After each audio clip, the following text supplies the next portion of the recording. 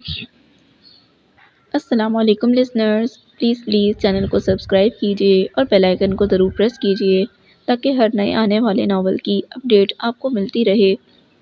Novel شروع کرنے سے پہلے میری آپ سے ریکویسٹ ہے کہ پلیز اس ویڈیو کے ڈسکرپشن میں موجود میرے انسٹاگرام کے پیج کو ضرور فالو کیجیے۔ چلیے شروع کرتے ہیں ناول کچھ عشق میں رنگے جنوبی تھا کہ قسط نمبر 13۔ وال کلاک میں اس نے وقت دیکھا تھا، رات کے 11 بج رہے تھے۔ ٹی وی آف کر کے وہ کچھ دیر وہیں لاؤنج میں بیٹھی ڈرائنگ روم سے آتی آوازوں کو سنتی رہی تھی۔ شمس کے چھوٹے تایا اپنی بیوی کے ساتھ آئے ہوئے تھے۔ کل چھٹی کا دن تھا، اسی لیے شاید نشست طویل ہو گئی تھی۔ بوریت محسوس کرتے ہوئے اس نے باہر کا رخ کیا تھا کہ شاید لڑکیوں کی ٹولی دکھائی دے جائے، مگر باہر آ کر اسے حیرت ہوئی تھی کہ ہر طرف سناٹا تھا۔ البتہ گراؤنڈ میں چند بچے اسے بھاگتے دوڑتے نظر آ رہے تھے۔ ویسے اسے بہت زیادہ حیرت بھی نہیں ہوئی تھی، اسے معلوم تھا کہ سارے لڑکوں کی تعداد کسی پوشن میں جمع ہوئی ہے۔ موویز وغیرہ دیکھنے کا پروگرام تھا، شاید لڑکیاں بھی وہیں موجود ہوں، اس بارے میں وہ کنفرم نہیں تھی۔ واپس جانے کے لیے پلٹتے ہوئے وہ کچھ چونک کر اس کی طرف متوجہ ہوئی، جو سیل فون پر کسی سے بات کرتے ہوئے دھیرے دھیرے باؤنڈری کی سمت بڑھ رہا تھا۔ کچھ دیر تک وہ اسے دیکھتی رہی تھی، مگر پھر کچھ سوچ کر اس کی جانب بڑھ گئی تھی، جو اب سیل فون پر بات ختم کر کے اسے چیک کرتا باؤنڈری کے کنارے بیٹھ گیا تھا۔ میں آ جاؤں؟ کچھ فاصلے پر رک کر اس نے احتیاطاً پوچھا تھا۔ ہاں ضرور، وہ ہلکی سی مسکراہٹ کے ساتھ بولا تھا۔ یہاں تنہا کیوں بیٹھے ہو؟ کچھ فاصلے پر سمٹ کر بیٹھتے وہ پوچھ رہی تھی۔ میں سب کے ساتھ ہی تایا کے پوشن میں تھا، ایک دوست کا فون آ گیا، اندر بہت شور ہو رہا تھا تو بات کرنے کے لیے باہر آ گیا، وہ بتا رہا تھا۔ خیریت؟ کوئی ضروری بات تھی؟ اس کے سنجیدہ تاثرات کو سارا نے بغور دیکھا تھا۔ نہیں، دراصل ویکینڈ کی وجہ سے وہ سب باہر جانے کا پروگرام بنا رہے تھے، اس لیے فون کیا تھا اس نے، مگر یہاں سب جانے نہیں دیں گے اس لیے معذرت کر لی، اور اب دیکھنی پڑیں گی اوٹ پٹانگ موویز، وہ مسکراتے ہوئے بتا رہا تھا۔ تم یقیناً بور ہو رہی ہوگی، لڑکیاں بھی سب تایا کی طرف ہی جمع ہیں، مگر ان کی محفل الگ جمی ہوئی ہے، سرسری انداز میں اس نے کہا تھا، اور پھر گردن موڑ کر گراؤنڈ میں دوڑتی ہنی کو دیکھا تھا، جو اپنی ہم عمر دوست سے بچنے کے لیے اسے پکار رہی تھی، جبکہ سارا خاموشی کے ساتھ بس اسے ہی دیکھے گئی تھی۔ گراؤنڈ کی تیز لائٹس میں اس کے ابرو اور پلکیں کچھ اور زیادہ سنہری دکھائی دے رہی تھیں۔ نظر اٹھا کر وہ اب اس کے سنہری بالوں میں کہیں کہیں نمایاں ہوتے لائٹ براؤن اسٹرپس کو دیکھ رہی تھی۔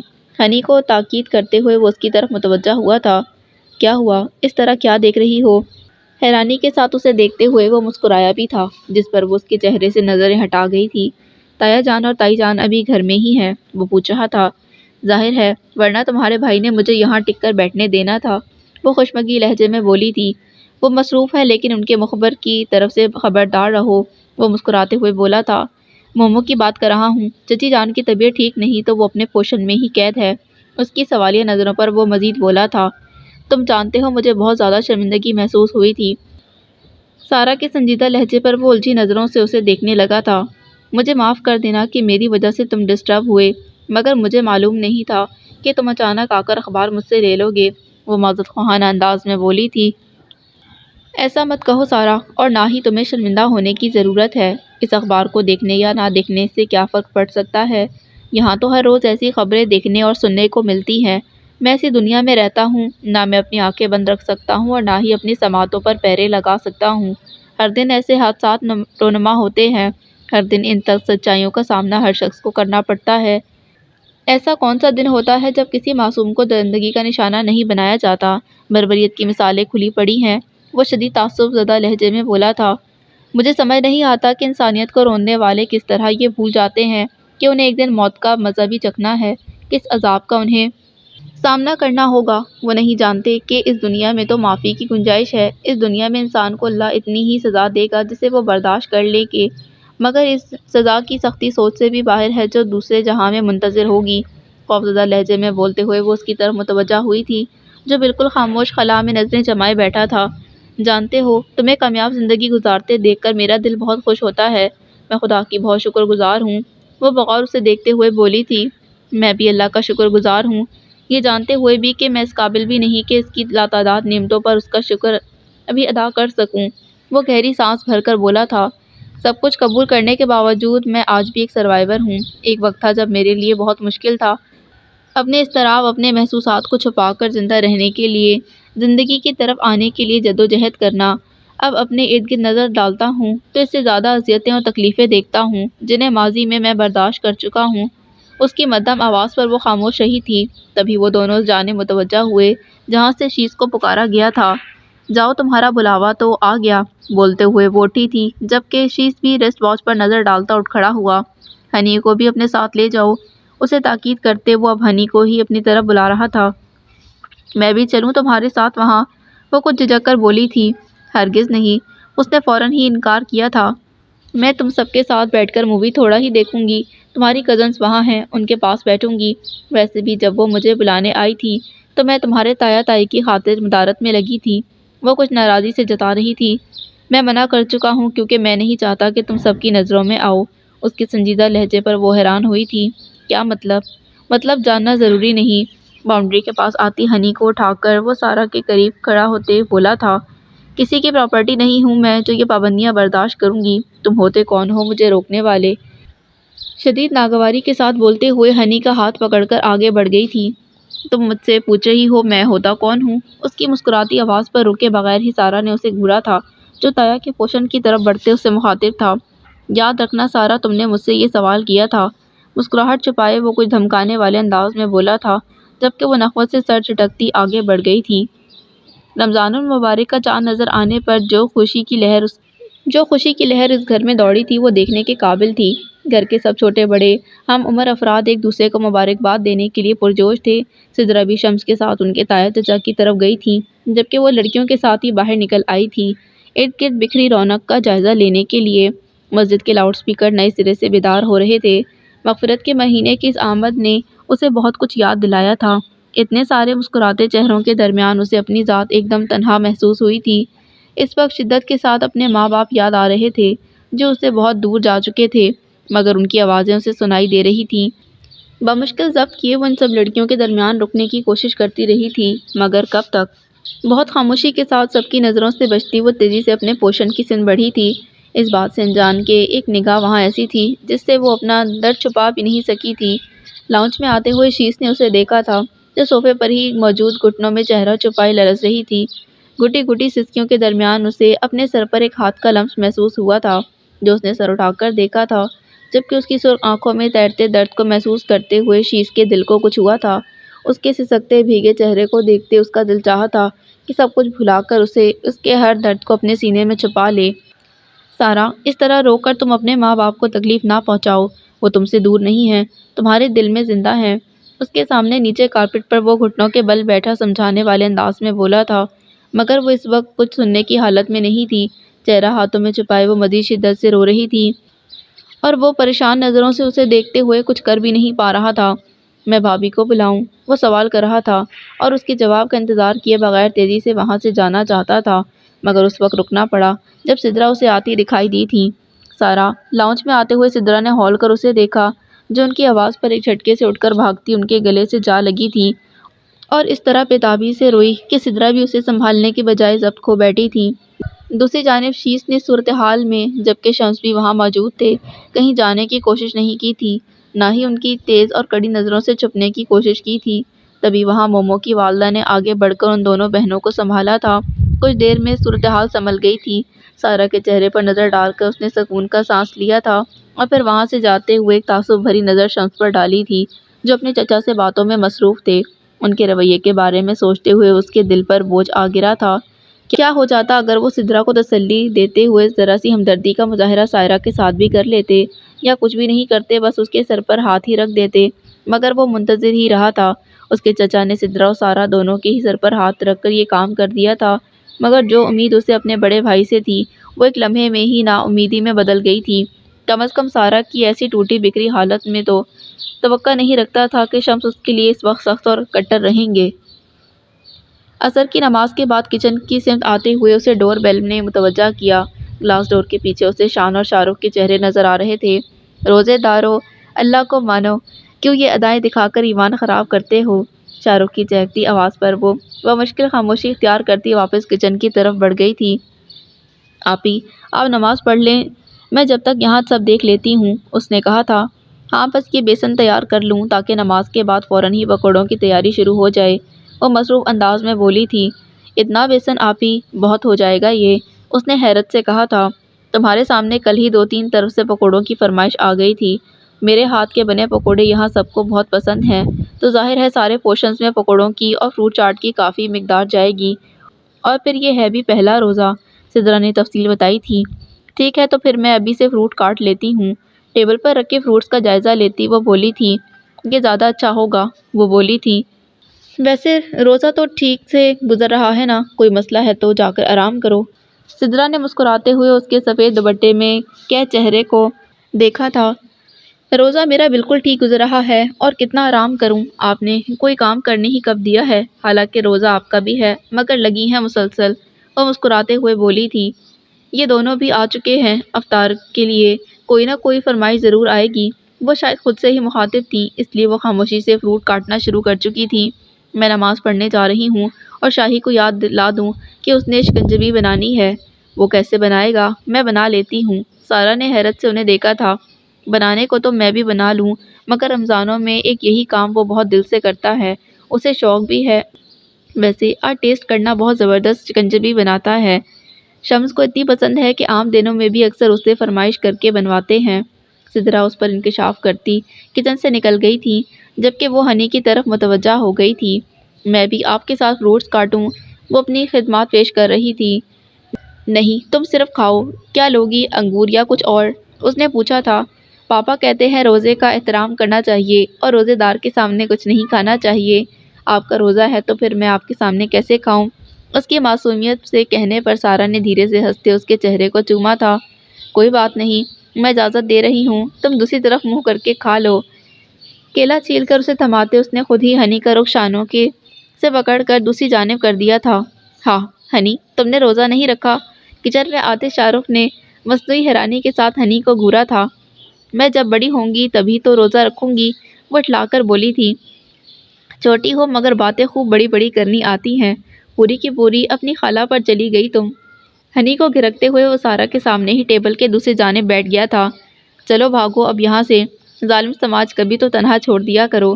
ہنی کی پونی پکڑ کر دروازے کی طرف اسے بھیجتے وہ اس کی طرف متوجہ ہوا تھا، جو تنے ہوئے چہرے کے ساتھ فروٹ کاٹنے میں مگن تھی۔ محترمہ، نظر اٹھا کر دیکھ بھی لیجیے، ایسا پرنور چہرہ پورے گھر میں کہیں دکھائی نہیں دے گا، وہ لہک کر بولتے ہوئے اسے اکسا رہا تھا، جو بمشکل خود پر قابو رکھے ہوئے تھی۔ اجی کچھ تو بولیے، کیا چھپ کا روزہ بھی رکھ لیا ہے؟ وہ اسی انداز میں بولا تھا، جبکہ اس بار سارا نے نظر اٹھا کر اس کے چہرے پر چمکتی شرارت کو دیکھا تھا۔ شرم نہیں آتی تمہیں روزے میں فضول گوئی کرتے ہوئے؟ شرافت کے ساتھ چلے جاؤ یہاں سے، ورنہ میں اپنا اور تمہارا روزہ ایک کر ڈالوں گی۔ چھری پٹکتے ہوئے وہ غصیلی نظروں سے اسے دیکھتے اٹھ کھڑی ہوئی تھی۔ اجی محترمہ، جب آپ اور ہم ایک ہیں تو ہمارے عمل بھی ایک ہیں، بڑی لگاوٹ سے بولتے وہ صورت سے اس کے سامنے آیا تھا، جو وہاں سے نکل جانا چاہتی تھی، مگر اس غیر متوقع اچانک تصادم پر جہاں شاہ رخ کے ہوش اڑے تھے، وہیں اس کی غصیلی چیخ پر کچن میں آتا شان گھبرا اٹھا تھا۔ معاف کر دیں، غلطی ہو گئی۔ ہاتھ جوڑتے شاہ رخ بڑی لجاجت کے ساتھ اس کے سامنے جھکا تھا، جو غصے میں بالکل بھڑک رہی تھی۔ کیا ہوا سارا؟ شان تیزی سے اس کی طرف بڑھا تھا۔ شان، اسے یہاں سے لے جاؤ ورنہ میں اس شدید غصے میں شاہ رخ کو گھورتے وہ جملہ مکمل نہیں کر پا رہی تھی۔ مجھے گالی مت دینا خدا کے لیے، ورنہ واقعی آپ کا روزہ خراب ہو جائے گا۔ اس کی حالت پر بمشکل ہنسی روکے وہ اسی لجاجت کے ساتھ سارا کو خبردار کر رہا تھا۔ شاہی، باہر چلو، خواہ تنگ مت کرو۔ روزے کی وجہ سے شان پر کچھ زیادہ ہی سنجیدگی طاری تھی۔ تمہارے حکم کا غلام نہیں ہوں، جہاں چاہوں گا بیٹھوں گا، ہر دھرمی سے بولتا واپس ٹیبل کے گرد جا بیٹھا تھا۔ تبھی کال بیل کی آواز پر شان ناگواری سے اسے دیکھتا کچن سے نکل گیا تھا۔ آپ آ کر اپنا کام کریں، میں اب کوئی بھی بات نہیں کروں گا، ٹائم گزارنے یہاں آیا تھا، اتنا وقت باقی ہے ابھی افطار میں۔ اس کے مطلوب انداز پر سارا نے بس خونخوار نگاہ اس پر ڈالی تھی۔ سارا، میرے بلیک سلیپرز دیکھے ہیں تم نے، مل نہیں رہے۔ لاؤنج میں اس وقت وہ شمس کے چچا زاد بہن کے ساتھ باتوں میں مصروف تھی، جب سدرا نے آ کر سوال کیا۔ آپ کے کمرے میں ہی ہوں گے، اور نہیں مل رہے تو کوئی دوسرے پہن لیں، شیری کا بخار تیز ہو رہا ہے، اسے جلدی ڈاکٹر کے پاس لے جائیں۔ ہاں اب یہی کرنا پڑے گا، شمس بھی باہر انتظار کر رہے ہیں۔ خود کلامی کرتے ہوئے وہ واپس کمرے میں چلی گئی تھی۔ بھابھی جلدی چلی جائیں، بھائی بلا رہے ہیں۔ لاؤنج میں آتے ہوئے شیش نے سدرا کو آواز لگائی تھی، اسے مجھے دے دیں۔ اس نے سارا کی گود میں سوئے شیری کی طرف اشارہ کیا، جو اس نے شیری کو اس کے حوالے کر دیا تھا۔ اسے تو بہت تیز بخار ہو رہا ہے۔ تشویش کے ساتھ اس نے گرم کپڑوں میں قید شیری کو دیکھا تھا، جو بالکل چھوٹے سے گڈے کی طرح لگ رہا تھا۔ اس کے چہرے کو چومتے ہوئے وہ لاؤنج سے نکل گیا تھا۔ چند لمحے مزید گزرے تھے جب اس نے شمس کو لاؤنج میں آتے دیکھا تھا۔ تم یہاں اپنی تیاریوں میں لگی ہو، وہاں میں انتظار کر رہا ہوں۔ دماغ خراب ہو گیا ہے کیا تمہارا؟ کمرے سے آتی شمس کی غصیلی آواز پر باہر سارا کھول کر رہ گئی تھی کہ انہیں یہ تو خیال رکھنا چاہیے کہ گھر میں کوئی آ کر بیٹھا ہوا ہے۔ غصے میں برس کر وہ دوبارہ باہر چلے گئے تھے اور چند منٹوں بعد سدرا بھی شرمندہ چہرے کے ساتھ کمرے سے باہر آ گئی تھی۔ لاؤنج کی نیم تاریکی میں وہ صوفے پر پیر چڑھائے سدرا کی طرف رخ کیے بیٹھی تھی، جو گود میں سوئے شہری کو ہولے ہولے تھپکتی کسی سوچ میں گم تھی۔ میں 100% یقین کے ساتھ کہہ سکتی ہوں کہ اگر آپ کی جگہ کوئی اور عورت ہوتی تو اس بیچاری کا ہزاروں بار نروس بریک ڈاؤن ہو گیا ہوتا۔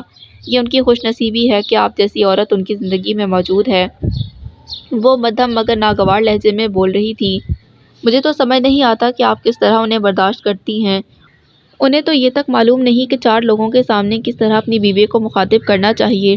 مجھے تو کبھی محسوس تک نہیں ہوا کہ آپ سے بھی بات کرتے ہوئے ان کے لہجے میں کوئی نرمی یا مٹھاس ہو۔ کبھی ایسا ہوا ہے کہ اپنے خاندان والوں کے سامنے بیٹھ کر انہوں نے آپ کی تعریف کی ہو یا آپ کی کوئی اچھائی بیان کی ہو؟ اس کے سوال پر سدرا نے اسے دیکھا تھا۔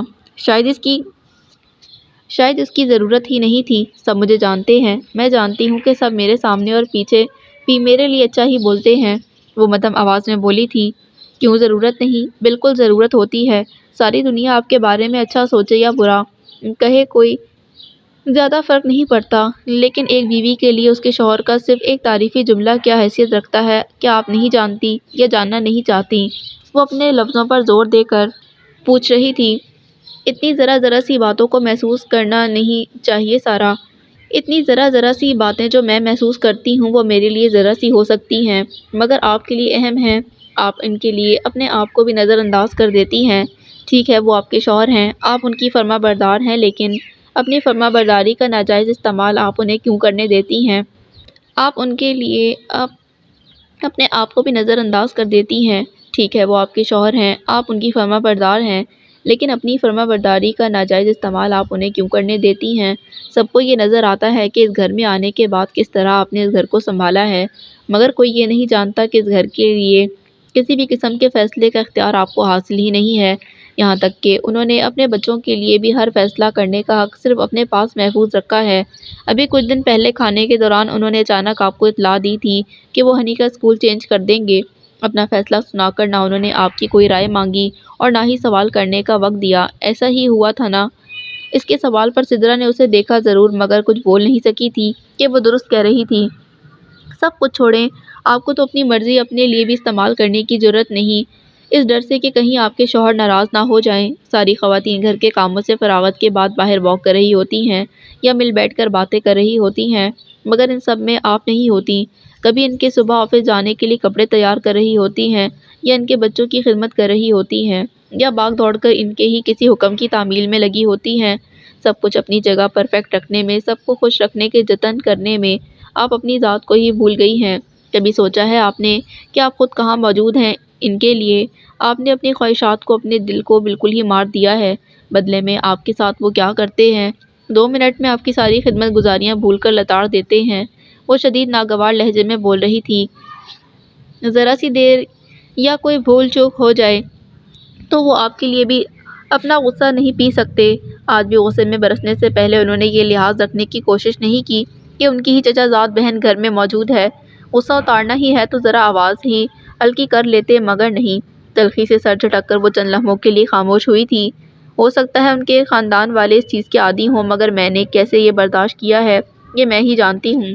میں آپ کو اس طرح کسی کے سامنے شرمندہ ہوتے نہیں دیکھ سکتی، کیونکہ میں ہر وقت یہ دیکھتی ہوں کہ کس طرح آپ نے ان کے لیے، ان کے گھر کے لیے، ان کے خاندان کے لیے اپنے آپ کو وقف کر دیا ہے۔ وہ اس چیز کو مانتے ہیں، مگر مانتے ہیں تو اپنے کسی عمل سے ظاہر بھی تو کریں۔ اس نے ناگواری سے سدرا کی بات کاٹی تھی۔ حد ہوتی ہے کہ کسی پر اپنی مرضی ٹھوسنے کی، بیوی کو باندی بنا کر رکھا ہوا ہے، آپ کو اجازت ہی نہیں کوئی احتجاج یا اختلاف کرنے کی۔ وہ جو کہتے ہیں آپ بس اس بات پر سر جھکا دیتی ہیں۔ انہوں نے کہا کہ دن ہے تو آپ رات کو بھی دن کہنے سے نہیں جھجک سکتی، کیونکہ آپ کے سرتاج کی ہر بات آپ کے لیے پتھر پر لکیر کی جیسی ہوتی ہے، وہ انتہائی تلخ لہجے میں بولی تھی۔ اتنے دن سے یہاں ہوں، کبھی میں نے دیکھا ہی نہیں کہ وہ آپ کے لیے کسی بات پر پریشان یا فکر مند ہوئے ہوں۔ البتہ آپ کی بھوک پیاس اڑ جاتی ہے اگر انہیں سر درد بھی ہو جائے، ان کے خاندان میں کوئی بیمار ہو جائے تو آپ پر فرض ہے ان کی خیریت اور عافیت دریافت کرنا۔ مگر جب پھپھو کی بیماری کی خبر ان تک پہنچی تو ایک بار بھی انہوں نے کہا کہ چلو ان کی عیادت کے لیے ساتھ چلتے ہیں۔ وہ ان سے پوچھ رہی تھی جس کے پاس کوئی جواب ہی نہیں تھا۔ ایک وقت فون تک کرنے کی زحمت نہیں کی انہوں نے۔ ان کے رشتہ داروں کے لیے آپ نے اپنے رشتہ دار بلا دیے، مگر انہیں کوئی پرواہ نہیں۔ کیا ساری ذمہ داریاں آپ کی ہیں؟ ان پر یہ فرض نہیں کہ میری بیوی کے چند گنے چنے رشتہ دار ہیں، ان سے تو سیدھے منہ بات کر لیا کروں، مگر ویسا تو تب ہو جب انہیں آپ کی اہمیت کا احساس ہو، اور آپ بھی سب سے کٹ کر ان کے خاندان کی ہی ہو کر رہ گئی ہیں۔ اس میں غلطی بھی آپ کی ہے۔ آپ کو چاہیے تھا کہ اپنے آپ کو منواتی، اپنے رشتہ داروں کو اس گھر میں مقام دلواتی، مگر آپ نے ایسا کچھ نہیں کیا۔ اس نے تعصب زدہ نظروں سے سدرا کو دیکھا تھا۔ اب انہوں نے تو سمجھ لیا ہے لاوارث کہ میری بیوی کے آگے پیچھے کوئی بولنے والا تو ہے نہیں، تو جو چاہے سلوک کروں، جیسے چاہے استعمال کروں۔ اس کی تو جرأت نہیں ہے میرے سامنے زبان کھولنے کی، تو اس کے رشتہ داروں کو کون خاطر میں لاتا ہے؟ خاموش ہو کر وہ انہیں دیکھنے لگی تھی جو بے آواز بہتے آنسو روکنے کی کوشش کر رہی تھیں۔ ان کی جی حضوری کرتے ہوئے اگر ایک لمحہ بھی ملے تو ذرا سوچیں اپنے بارے میں۔ آپ کی اپنی بھی ایک زندگی ہے جسے اپنی طرز سے گزارنے کا تھوڑا بہت حق آپ کے پاس بھی ہونا چاہیے۔ غور کریں آپ کیا تھیں اور کیا ہو چکی ہیں۔ اس شخص کی وجہ سے آپ کا خواب ادھورا رہ گیا۔ آپ ایم اے کی ڈگری لینا چاہتی تھیں، لیکچرار بننا چاہتی تھیں، مگر ایسا جادو پلایا اس شخص نے کہ آپ کو سب کچھ بھلا کر بھاگتا ہوا لے آیا بھیڑ بکری کی طرح، اور لگا دیا عمر بھر کی مزدوری پر۔ وہ زہر خون لہجے میں بولی تھی، اس وقت اگر میری بات پر ٹھنڈے دل و دماغ کے ساتھ سوچ کر عمل کرتی تو آج کسی کالج میں لیکچرار ہوتی اور کسی ایسے شخص کے ساتھ زندگی گزار رہی ہوتی جسے آپ کی قدر ہوتی، جو آپ کو آپ کے پورے حقوق دیتا، آپ کی رائے، آپ کے فیصلوں کو اہمیت دیتا، محفل میں تنہائی میں آپ کی عزت کرتا، اپنے عمل سے یہ ظاہر کرتا کہ آپ اس کے لیے کتنی اہم ہیں۔ مگر آپ نے اپنے لیے کیا چنا؟ یہ زندگی جس میں آپ کی حیثیت زر خرید غلام کسی ہے۔ یہ شخص اس قابل نہیں تھا کہ آپ جیسی عورت سے ملتی۔ سب کچھ دیکھ دیکھ کر خون جلتا ہے میرا۔ سر جھٹکتی وہ ناگواری سے بولی تھی، اب اس طرح خاموش بیٹھ کر اپنا حشر ہوتا نہ دیکھیں، ابھی وقت ہے ذرا اپنی بات میں وزن پیدا کریں۔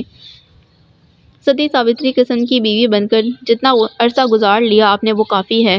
کیا آیا ہاتھ میں؟ زندگی کے قیمتی سال گم ہو گئے سو ہوئے، اپنی ذات کو بھی گم کر دیا۔ ڈھونڈے خود کو، بتائیں اس شخص کو کہ آپ کا کیا مقام ہے۔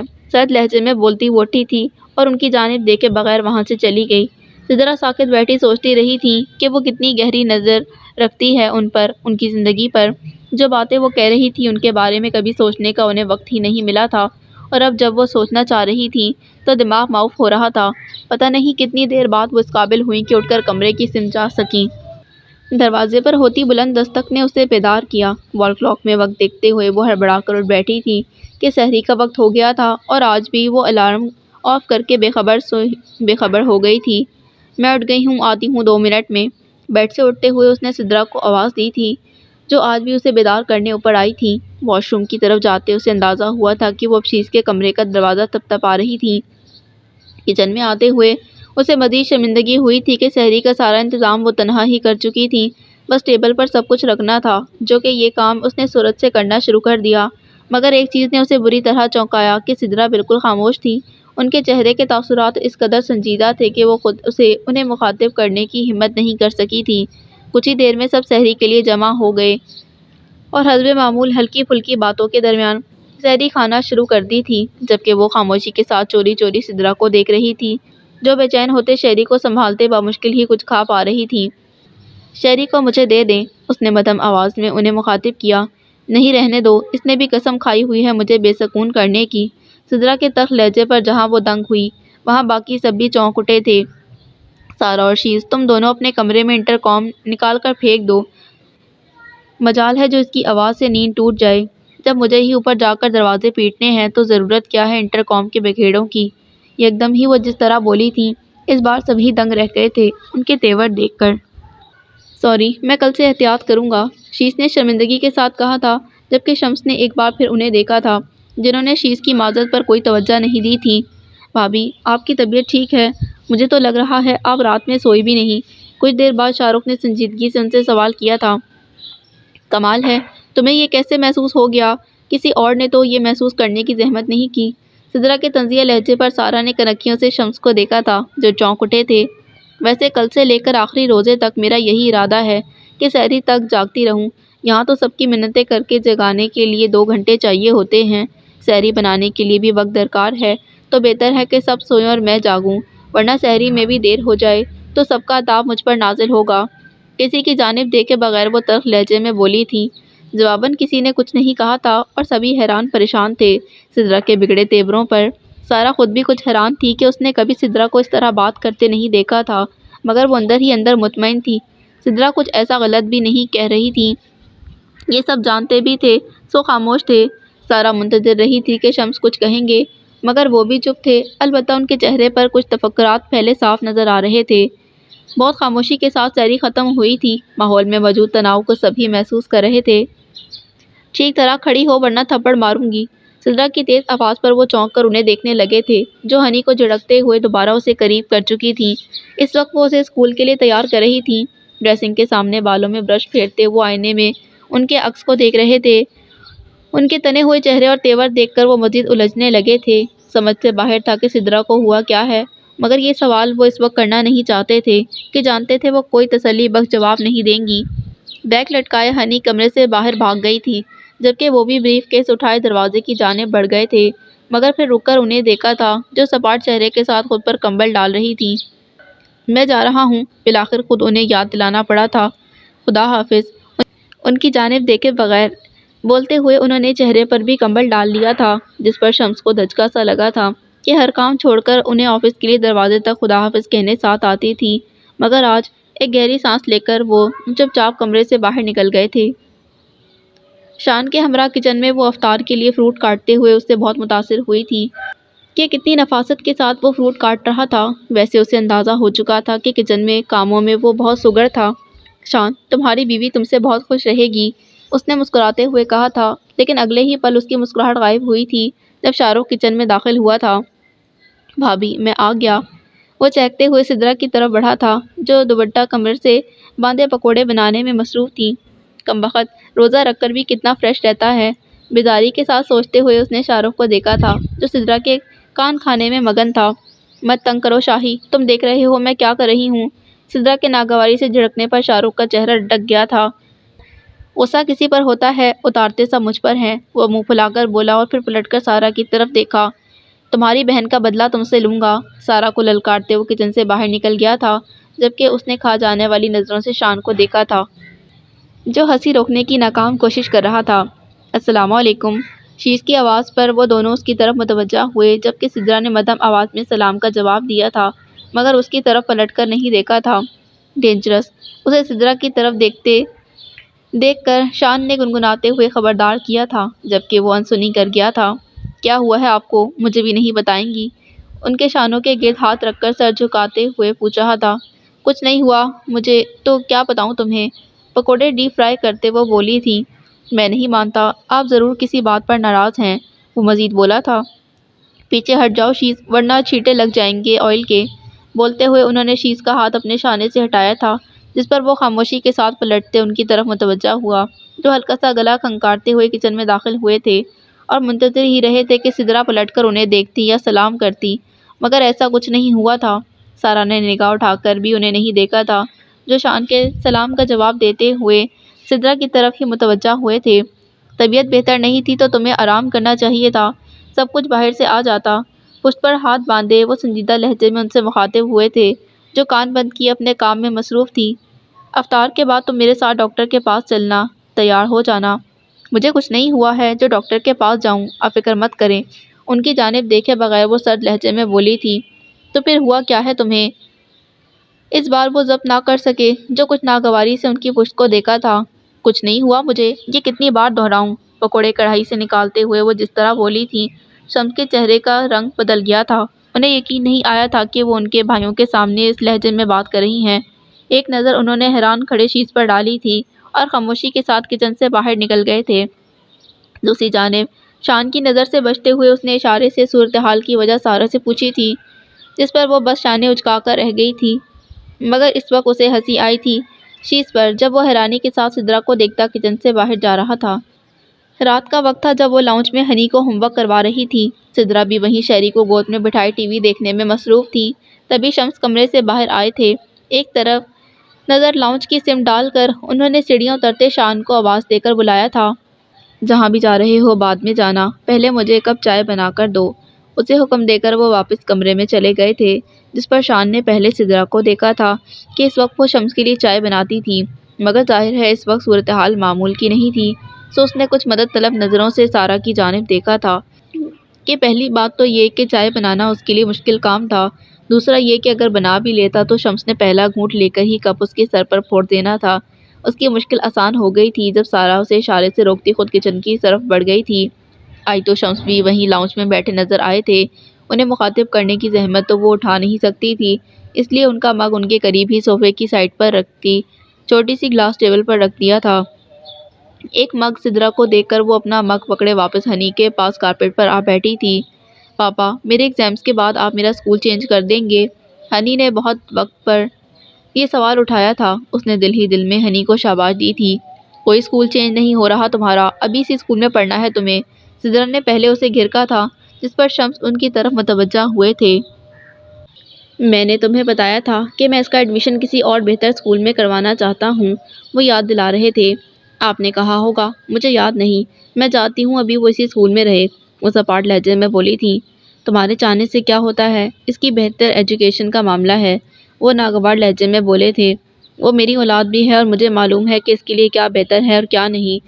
اس اسکول میں بھی آپ کی مرضی سے اس کا ایڈمیشن ہوا تھا، مگر اب جس اسکول میں اسے بھیجنا چاہتا ہوں اس کا معیار زیادہ بہتر ہے، پہلے بھی یہ بتا چکا ہوں، تو اب کیا ضرورت ہے بحث کرنے کی؟ ان کی بات کاٹتے ہوئے وہ بولے تھے۔ میں آپ سے کوئی بحث نہیں کر رہی، صرف یہ بتانا چاہتی ہوں کہ ہنی ابھی بہت چھوٹی ہے، جس اسکول میں آپ بھیجنا چاہ رہے ہیں وہ گھر سے بہت دور ہے، مشکل ہوگا اس کے لیے وین سے آنا جانا، گھبرا جائے گی وہ، اس کی تعلیم پر اثر پڑے گا۔ ابھی جس اسکول میں ہے وہ قریب ہے، آپ کے ساتھ جاتی ہے اور واپس گھر کے ہی کسی بندے کے ساتھ آتی ہے، میں بھی مطمئن رہتی ہوں۔ دنیا کے بچے وین میں اسکول آتے جاتے ہیں، تمہاری بیٹی کیا اور بچوں سے الگ ہے؟ وہ ایک بار پھر ناگواری سے اس کی بات کاٹ کر بولے تھے۔ ہمیشہ آپ اپنی مرضی کرتے ہیں تو اس بار بھی وہی کریں جو چاہتے ہیں۔ اس شہر کی سڑکوں کا حشر دیکھا ہے آپ نے؟ اتنی سی بچی کس طرح روز میلوں دور آئی جائے گی؟ اس بارے میں نہیں سوچنا تو مت سوچیں، مگر میری بیٹی کو ایک خراش بھی آئی تو کسی کو نہیں بخشوں گی۔ شدید غصیلے انداز میں بات مکمل کر کے وہ انہیں حق تک چھوڑ کر وہاں سے چلی گئی تھی۔ چائے کی سپ لیتے ہوئے انہوں نے بغور سارا کو دیکھا تھا، جس کے چہرے پر مکمل اطمینان پھیلا تھا، جسے دیکھتے ہی ان کے چہرے کے تاثرات بدلنے لگے تھے۔ ہنی کو ہوم ورک سمجھاتے ہوئے سارا کو ان کی کڑی نظریں اپنے چہرے پر محسوس ہوئی تھیں، مگر اس نے غلطی سے بھی ان کی جانب نہیں دیکھا تھا۔ اسٹڈی روم سے باہر آتے ہوئے وہ ان کی طرف متوجہ ہوئے تھے، جو کاٹ میں سوئے شہری کو اٹھا رہی تھیں۔ بیڈ پر شہری کو احتیاط سے لٹاتے سدرا نے ایک نظر بھی انہیں نہیں دیکھا تھا، جو بیک گراؤنڈ سے پش لگا کر بیٹھے بغور ان کے تاثرات دیکھ رہے تھے۔ خاموشی کے ساتھ سدرا نے لائٹ آف کی تھی اور واپس بیڈ کی سمت آ گئی تھی۔ کتنی دیر پہلے میں نے تم سے کہا تھا کہ کمرے میں آؤ، مجھے تم سے بات کرنی ہے، وہ پوچھ رہے تھے۔ آپ دیکھ رہے تھے کہ میں سارا سے بات کر رہی تھی، ان کی جانب دیکھتے وہ بولی تھی۔ صدیوں بعد اس سے ملی ہو جو باتیں ختم نہیں ہو رہی تھیں، اب اپنی بہن سے مجھے کتنی دیر بات کرنی ہے، اس کے لیے بھی کیا مجھے آپ کی مرضی معلوم کرنی ہوگی؟ وہ سرد لہجے میں پوچھ رہی تھی۔ اس سے پہلے کتنی بار اسے بات کرنے کے لیے میں نے تمہیں وقت معین کر کے دیا ہے، وہ حیران لہجے میں بولے تھے۔ وہ امریکہ سے آج ہی آئی ہے کیا، جو اس کے پاس سے اٹھ کر تم میری بات سننے نہیں آ سکتی تھی؟ کیوں بات کو بڑھا رہے ہیں؟ اب تو آ گئی ہوں، کریں جو بات کرنی ہے، وہ جھنجھلائے انداز میں بولی تھی۔ سدرا، پہلے تو مجھے یہ بتا دو کہ آخر اچانک تمہیں ہوا کیا ہے، کس قسم کا رویہ تم نے اختیار کر رکھا ہے، کچھ اندازہ ہے تمہیں؟ وہ مدھم مگر سخت لہجے میں بولے تھے۔ نہ تم ڈھنگ سے کوئی بات کرتی ہو کسی سے، میں اگر کوئی بات کرتا ہوں تو مجبوراً کوئی جواب تم سے مل جاتا ہے، تمہارے اچانک اس طرح کے رویے کی وجہ جاننا چاہتا ہوں تو کترا جاتی ہو، ہزاروں کام تمہیں یاد آ جاتے ہیں، کمرے میں آنے کے لیے تم میرے سو جانے کا انتظار کرتی ہو، کیا ہے یہ سب؟ کوئی وجہ تو بتاؤ، میں سوچ سوچ کر پاگل ہو رہا ہوں کہ مجھ سے کون سی غلطی سرزد ہو گئی ہے جو تم اس طرح مجھے نظر انداز کر رہی ہو؟ حیران پریشان لہجے میں بولے تھے۔ کسی کی کوئی غلطی نہیں، ساری غلطیاں میری ہیں، سر جھکا کر سب کی ہاں میں ہاں ملاتے رہو تو سب ٹھیک ہے، جہاں اپنی مرضی استعمال کی وہاں سوالات شروع ہو جاتے ہیں۔ کمل جھٹک کر ایک طرف ہٹاتی وہ کچھ بگڑے انداز میں اپنی جگہ پر لیٹ گئی تھی، دوسری جانب وہ حیرت سے انہیں دیکھتے رہے تھے جو کروٹ دوسری جانب کر چکی تھی۔ کس نے تمہیں تمہاری مرضی کو استعمال کرنے سے روکا ہے؟ ہنی کے اسکول کا جو معاملہ ہے تو ٹھیک ہے، وہی ہوگا جو تمہیں بہتر لگتا ہے۔ اگر تم پہلے اپنے اندیشوں کا اظہار کرتی تو میں بھی سوچنے پر مجبور ہو جاتا، مگر اس وقت تم مجھ سے متفق رہی تھی۔ میں یہی سمجھا تھا کہ تمہیں کوئی اعتراض نہیں ہے، اور اب تم مجھے یہ بتانا چاہ رہی ہو کہ میں اپنی مرضی تم پر مسلط کرتا ہوں۔ وہ کچھ گرم ہو کر بولے تھے، مجھے سحری کے لیے اٹھنا ہے، اگر آپ خاموش نہیں ہونا چاہتے تو بتا دیں، میں کمرے سے باہر چلی جاتی ہوں۔ ان کی جانب دیکھے بغیر وہ جس لہجے میں بولی تھی، شمس شدید بے یقینی کے ساتھ کچھ بول نہیں سکے تھے۔ اتنے سالوں میں یہ پہلا موقع تھا جو وہ اس طرح کمرہ چھوڑ کر جانے کی بات کر رہی تھیں۔ ان کا تو یہ روپ بھی پہلی بار دیکھ رہے تھے۔ ایسا نہیں تھا کہ پہلے کبھی کوئی جھڑپ ان کے درمیان نہیں ہوئی تھی، مگر اس کا اثر کبھی گھر کے باقی افراد پر نہیں پڑا تھا۔ ہر بار غلطی کسی طرف سے ہو، ہمیشہ سدرا ہی ختم بات کرتی، ناراضی دور کرنے کی کوشش کرتی تھی، یا وقتی طور پر خاموش ہو جایا کرتی تھی۔ شمس کے غصے کے سامنے وہ اپنے غصے کو بھول کر نرم پڑ جاتی تھی، لیکن اس بار وہ سوچ سوچ کر پاگل ہو رہے تھے کہ ان سے کب اور کہاں غلطی ہوئی ہے، جس کی بنیاد پر سدرا اس قدر ان سے متنفر ہو چکی ہیں کہ بات کرنے یا ان کا چہرہ دیکھنے تک کی روادار نہیں تھی۔ اس وقت بھی سوچتے سوچتے ان کا دماغ جس طرح جا رہا تھا، وہ انہیں شک اور یقین کے درمیان ڈاواڈول کر رہا تھا۔ ان کا دل چاہا کہ وہ سارا کے پاس جائیں اور بحث پرس کریں کہ اگر ان کا شک یقین میں بدل گیا تو وہ نہیں جانتے تھے کہ وہ اس کا کیا حشر کریں گے، لیکن وہ بھی فوری طور پر کچھ کرنا نہیں چاہتے تھے کہ سدرا پہلے ہی ان سے بدگمان ہو رہی تھی۔ وہ پہلے ہی ان کی سوچ تک پہنچنا چاہتے تھے، اس کے بعد ہی وہ ان کے کان بھرنے والے انسان کی خبر لینا چاہتے تھے جس نے ان کی نیندیں اڑا دی تھی۔